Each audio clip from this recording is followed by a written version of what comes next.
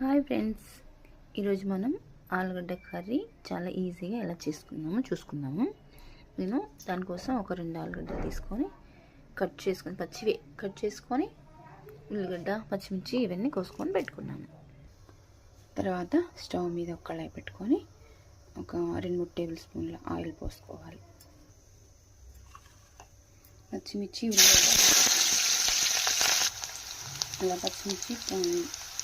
ఉల్లిగడ్డ వేసుకొని కొంచెం కలుపుకొని ఉల్లిగడ్డ, పచ్చిమిర్చి 1 నిమిషం అలా కలుపుకొని తర్వాత ఆలుగడ్డలు కూడా వేసుకొని కలుపుకోవాలి.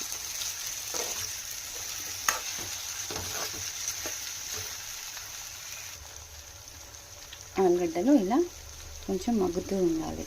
నేనైతే ఆలుగడ్డని ఇలా పొట్టుతోనే కోసుకున్నానండి. ఎందుకంటే పొట్టుతో తింటే చాలా మంచిది. ఎందుకంటే దాంట్లోనే ఎక్కువ ప్రోటీన్స్ ఉంటాయంటారు. అందులో ఒకటి ఆలుగడ్డ అనేది పిండి పదార్థం కాబట్టి ఇంకా చాలా ఆరోగ్యానికి కూడా చాలా మంచిది. మీరైతే ఆలుగడ్డ కూరని ఎలా చేస్తారో నాకు కూడా తెలియజేయండి. ఆలుగడ్డ కూర ఎలా చేసినా కూడా చాలా టేస్టీగా ఉంటుందండి.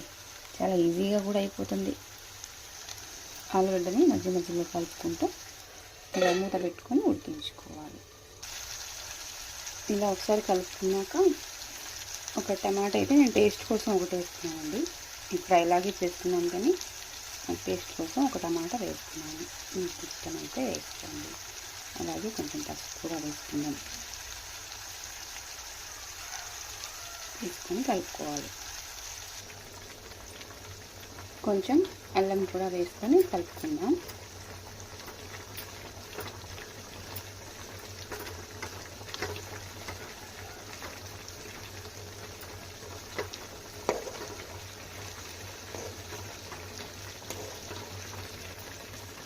ఇలా కలుపుకొని కొద్దిసేపు మగ్గనిద్దాం. అలాగే కొంచెం మగ్గాక కొద్దిగా కారం కూడా వేసుకున్నాను. నేనైతే 1 స్పూన్నర వేసుకున్నాను. కలుపుకున్నాం.